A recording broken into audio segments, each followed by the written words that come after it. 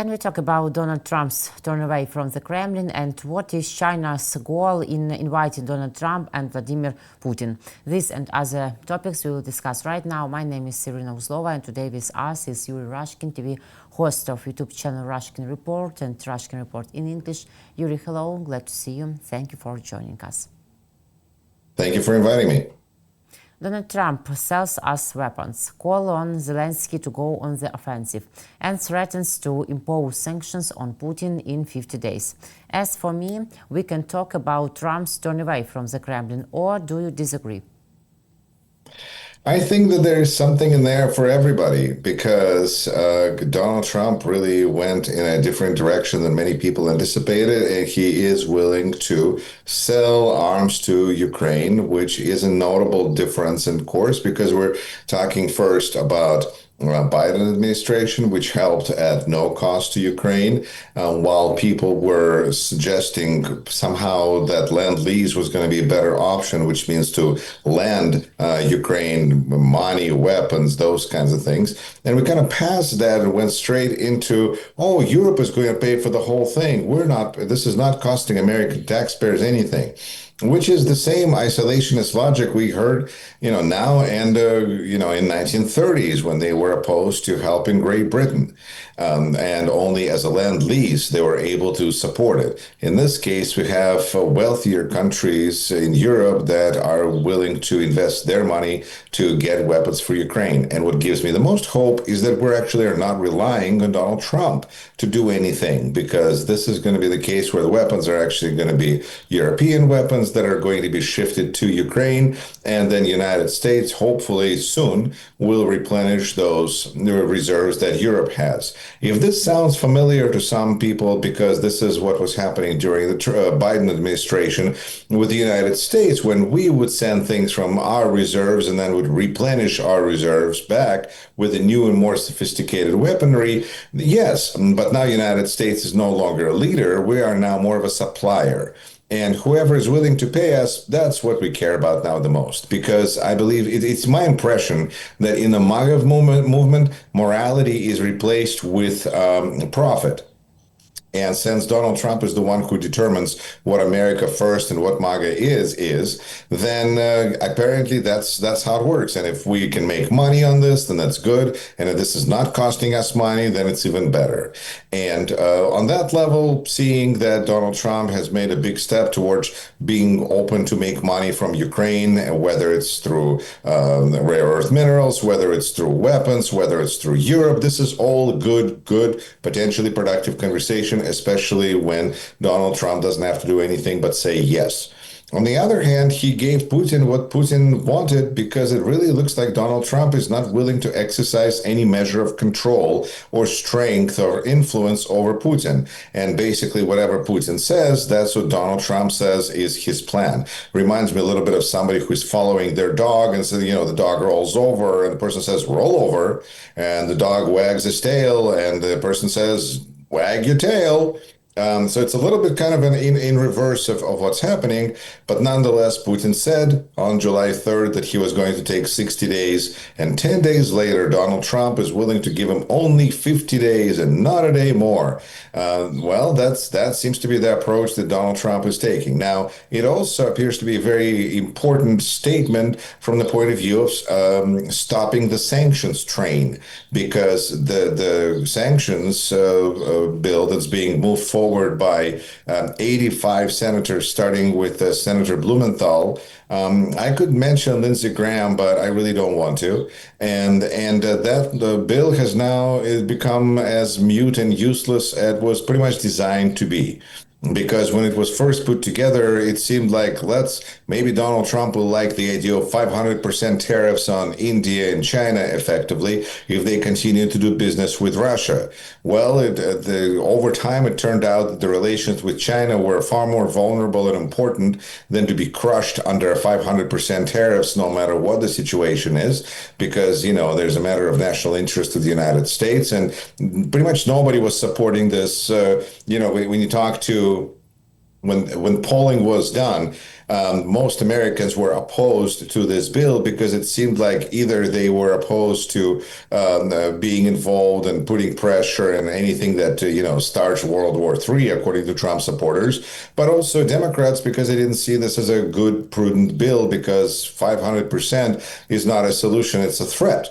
But we saw that Donald Trump was only willing to support it if he had full control. And we even had this interesting dynamic developing where the angrier Donald Trump was getting at Vladimir Putin because Vladimir Putin is totally making fun and trolling Trump, the more senators were willing to give Donald Trump levers of control over the sanctions because if he loves Putin, well, then there's no controllers. But if he hates Putin, well then, take all the tools. Except that the whole bill is really not needed because Trump already has all the tools he needs from the other law from Biden that he actually extended a couple of months ago on sanctions and the special danger that Russia represents for the United States national security. So it's not even needed. But by making a statement about 50 days, it put a death knell into that bill because now they're just going to wait until 50 days are up because Donald Trump said something about secondary tariffs, and then he said things like, well, you know what it means, like if you know, then you know, and 100% or something like that. And apparently that was good enough for Senate to say, oh, we're done here. Oh, apparently president's taking charge of the situation. Great, we're out of here. So that, I guess, is a reason for the statement about 50 days because it put the end to talk about sanctions. But what is going to happen after 50 days? Well, we can pretty much safely assume that's what's always been happening. And that really is probably the best thing about the 50-day announcement because it actually gives us some level of predictability and understanding of where we're headed in the future. Because one of the worst and most dangerous things about Trump administration is the lack of certainty in which it operates. Maybe we'll put you this tariff, maybe that tariff. I don't know. It depends on what we'll feel like tomorrow. But in this situation, when Donald Trump no longer says that he will end the war before he becomes president, missed it. Or within 24 hours, missed it. Or within 2 weeks, missed it. Or within 30 days, whatever, 100 days, whatever. Now we know we have 50 days, less than that now, for Putin to do what he's going to do, for Ukraine to do what it's going to do, for Ukraine's allies to do what they're going to do, and for China and North Korea to do what they're going to do. Because the one thing we don't have to worry about doing much of anything is Donald Trump. Because Donald Trump has ceded American leadership to anybody who cares, because he doesn't. He is mostly busy right now fighting the Epstein file, the catastrophe that is engulfing his administration. And it is only important to, really to point out that it really seems like the kind of compromise that Kremlin would use on a politician in the West who was trying to go with policies that were unfriendly to Kremlin. So I think that this whole, what it brings me to is this. We know that so much evil in this world would disappear and decrease and vanish if there was a different regime in Moscow, the one that was more interested in fixing its own problems rather than attacking neighbors, whether it is war or whether it's terrorists, whether it's buying politicians, all of that stuff. But gradually, we come to that realization. And right now, it appears that perhaps Donald Trump is coming to that realization as well, because he should understand that the Epstein files are being thrown up into the flames, first of all, by who? Elon Musk. Because, well, and Elon Musk has good connections with who? Okay, Putin.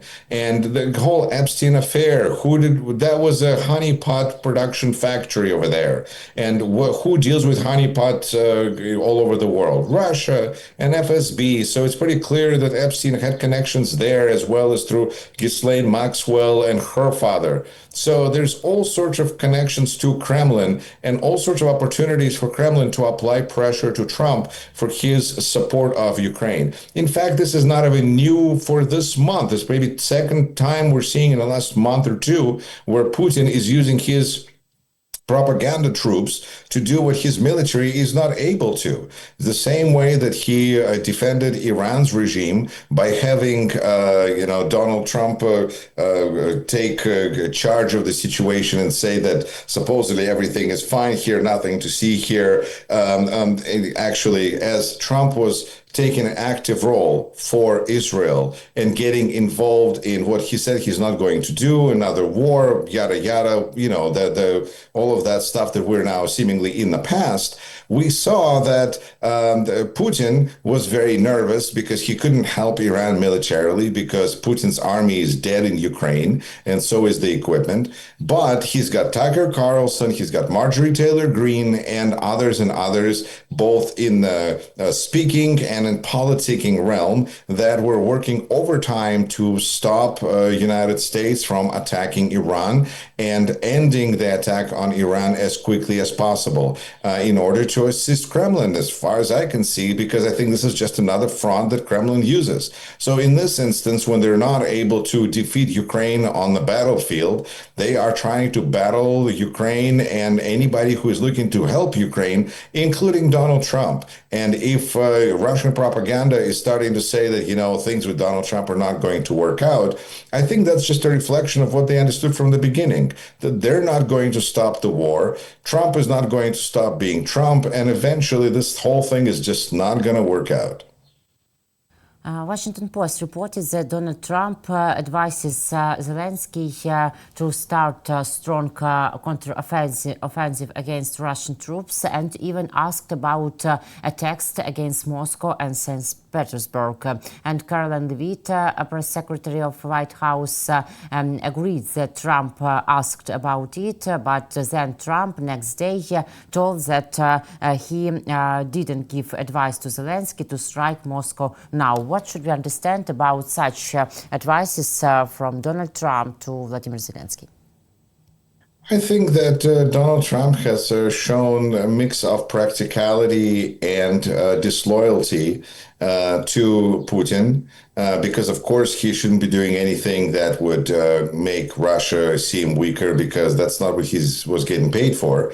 But on the other hand, he is looking at a situation where he is curious, because I don't know that he necessarily agrees with assessments of people like Yuri Rashkin and others who think that it is very important to specifically attack Moscow rather than any other part of Russia. And, our commentators can mention right in comments, what do you feel about what is the right place to strike Putin's regime so that it would stop the war? Is it Crimea? Is it military supply routes? Is it Moscow? Where in Moscow? I'm a big fan of striking things like Ostankino, which is the television broadcast tower, or Lubyanka, which is the FSB headquarters, or really Mausoleum, Lenin's Mausoleum. Granted, it's not producing drones or producing rockets or producing nuclear weapons or perhaps storing them, but I think that a smoke coming up from Lenin's Mausoleum would not just make the next parade at Red Square more difficult, because where are all those criminals going to gather if Mausoleum is no longer there?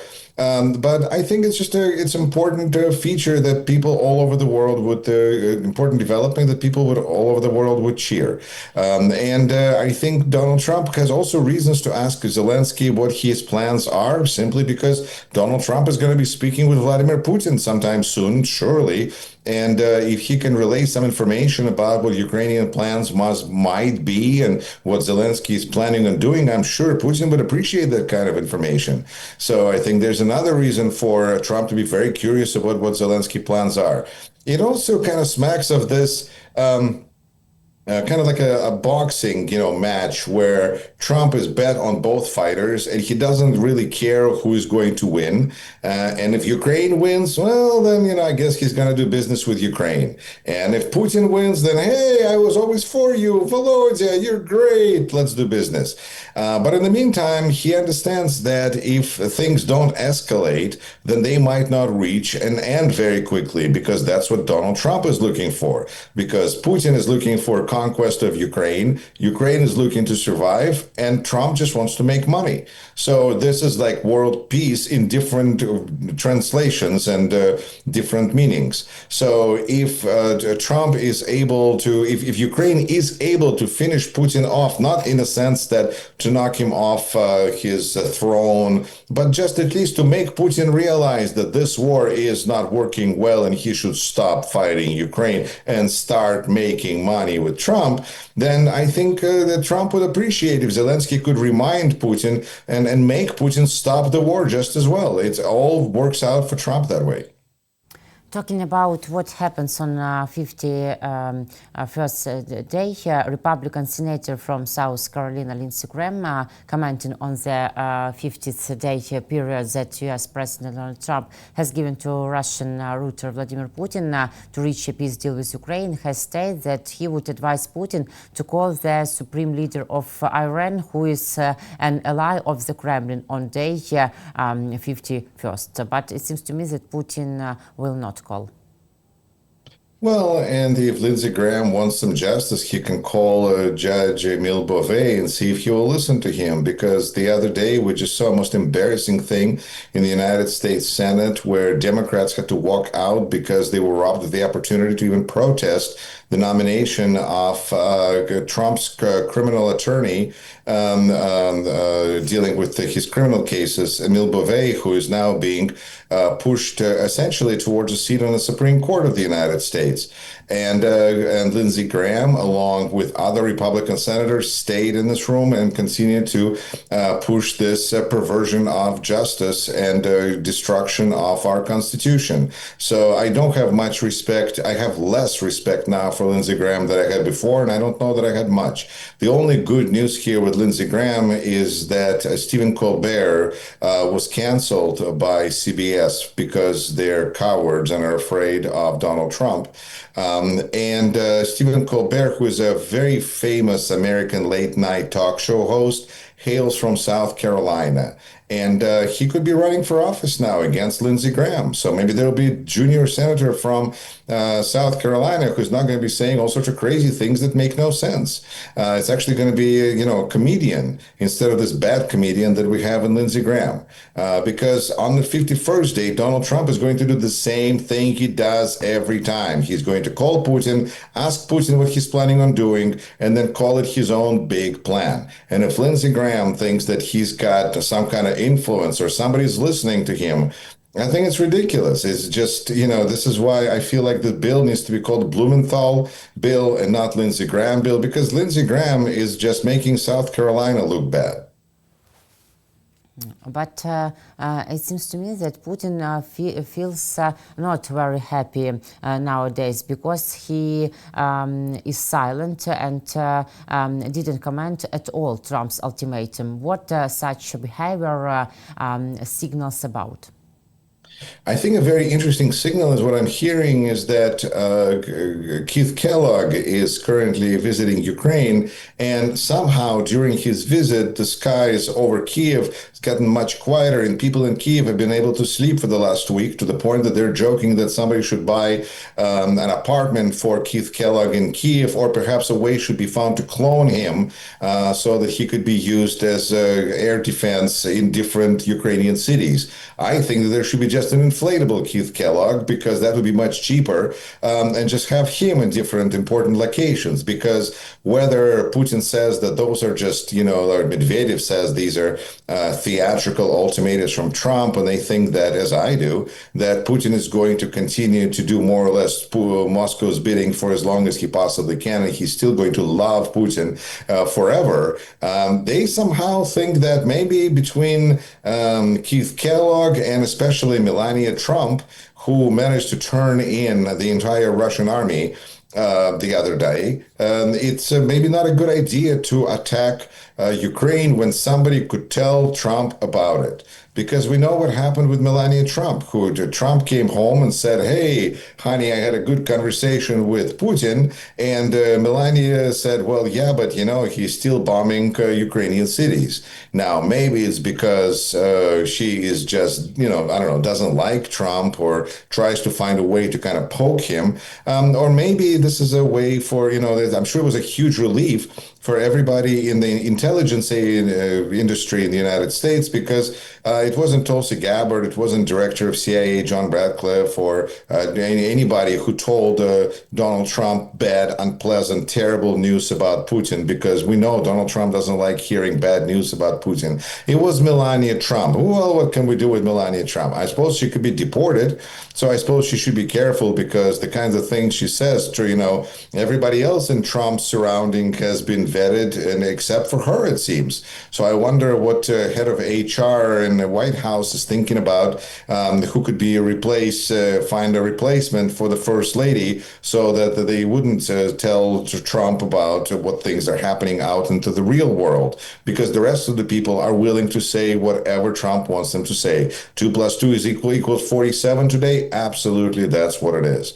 And until then, I think it's good to have Keith Kellogg, because he is, interestingly, in comparison with Stephen Witkoff, who is showing kind of a really collapse of Trump's foreign policy, because sending Witkoff to Russia turned out to be a useless bunch of time. Like Trump said, Putin is feeding us a lot of bullshit, but there's nothing really happening. So the Witkoff disappeared. Incidentally, Witkoff disappeared also from Middle East. I'm presuming because Trump is going to do what Israel is going to do, and Witkoff is really just kind of bothering people at that point. So he's probably back to playing golf with Trump. And that's what Steve Witkoff is. Where is he? Where in the world is Steve Witkoff? On the other hand, Keith Kellogg continues to actually play a pretty useful role, if nothing else, preventing people of Kyiv from being shelled and attacked by Russian drones and rockets, but also trying to demonstrate some level of American leadership. Because if Trump's ideas that were fed to him by Putin, it seems, were going to work out, Ukraine would have surrendered by now. European allies would have said, Trump, whatever we want, we were not going to help Ukraine if you don't want us to. Everything's fine. And then Keith Kellogg is not needed, and Steve Witkoff can just arrange vacations or something, joint vacations for Putin and Trump. But it turned out that Witkoff is not needed. Keith Kellogg ends up playing a fairly valuable role now. And Trump is being compared to Biden. And I just think it's important to say that Biden would have done this differently. Biden would have done this better. But what we see is this kind of a zombie version of Biden, where Trump is doing something that he doesn't want to do, like really help Ukraine, because he knows Putin is not going to be happy, but he sees that kind of there's no other way. And so he ends up doing things because there's no other way, without joy or pleasure, in a kind of half-assed way, with a pretty poor results. Luckily, Europe just needs his okay to do the rest of the work. But he still ends up following the route of Biden, because there seems to be no other choice of dealing with Putin. China leader Xi Jinping wants to invite Putin and Trump to a summit in Beijing, and the Kremlin leader has already accepted this invitation. Will Trump go? And what is Xi Jinping's goal in the meeting, in your opinion? Well, I think it's important to try to distract the situation for China, and to try to attract Putin to go in that direction. But I don't know. I think we will see, if we see Trump hanging out with Xi Jinping, then this is what Trump wants. He's been trying to get a meeting with Xi Jinping for a long time. He likes parades. Those kinds of things are important. And who knows, if Putin is feeling lonely, maybe he's going to call Zelensky. We know that when Xi Jinping came to Red Square for May 9th celebration, and Trump was feeling so lonely and left out, that he called Zelensky. Maybe in this situation, there'll be something different, and Putin will think that maybe he should do something different. The United States and China have their own relationship that they need to sort out. This is where the conversation about 500% tariffs lose all sorts of meaning. Because China and the United States would like to actually coexist, and it seems like Trump wanted to create a crisis, then Trump wants to solve a crisis, and Trump wants to look amazing because he solved the crisis. Whether that's actually going to be allowed, we know that That's that rolling out red carpet and doing certain things for Trump can lead to certain results. So I'm sure we will see some amazing, I don't know, drone shows in the shape of President of the United States and all sorts of amazing things that they will try to do. But it's also important to then acknowledge what Europeans have done with NATO, where they were honoring Trump as practically Daddy Trump, the king of NATO. But when he left, they went back to business as usual, which is supporting Ukraine because they have no other choice, because that's their defense and their national security depends on it. So in this situation, Trump and Xi Jinping can have a good meeting, and Putin will feel left out. But in the end, Trump's words are just words, and China is going to proceed with the direction it's going. So it's hard to imagine that anything substantial will be accomplished there, except for we know that Trump is looking to constantly get together with strong men and divide the world. And that only works so far as these great powers have the power to influence. Right now, Trump's power to influence seems to depend as much on his ability to yell, to drop F-bombs at different people and to yell at them, whether it's Israel, Ukraine, Republican lawmakers, whatever. But as his power seems to diminish, with the Jeffrey Epstein affair and case that has been now come to light, and everything right now that Trump is doing seems to be just a way to distract our attention from the Epstein case.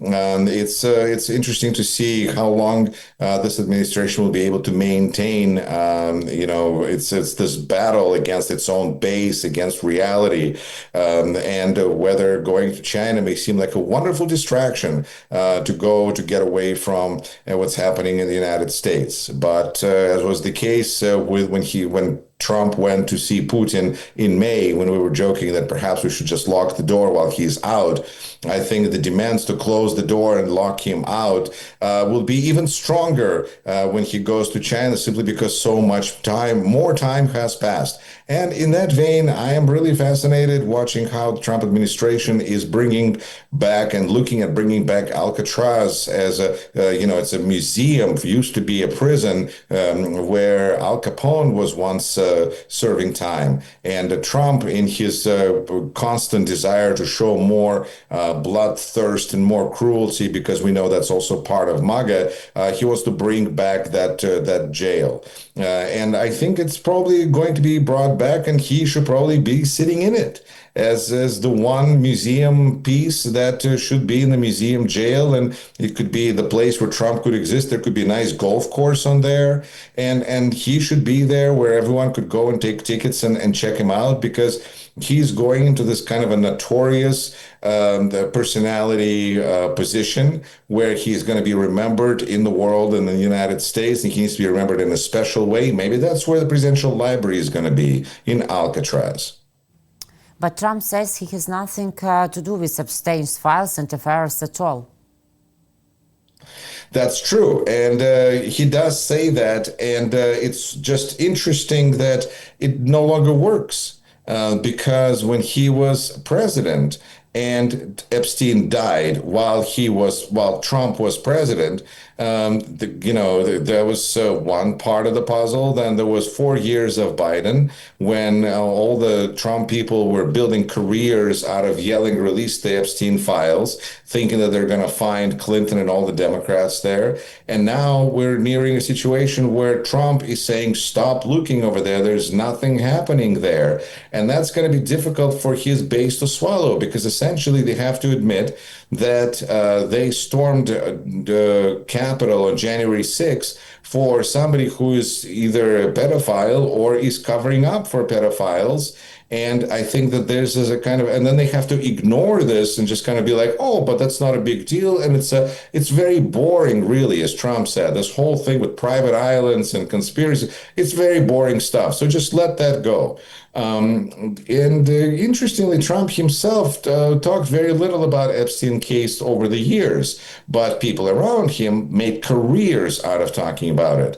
So it's interesting to see how people that built careers on it and then got positions in Trump's sphere of influence, his director of FBI, assistant director of FBI, now have to essentially fold on their own sword and say that there's nothing, there's no there was no list of people that were involved, there's no everything's just fine, he committed suicide, that's all. But then as Elon Musk and others have pointed out, what about Ghislaine Maxwell, who's serving 20-year prison sentence for a hoax? How is this working? Not to mention that bombshell that just landed in Wall Street Journal that pointed out that Trump sent a letter to Jeffrey Epstein for his 50th birthday, ending with the words, "May every day be another wonderful secret."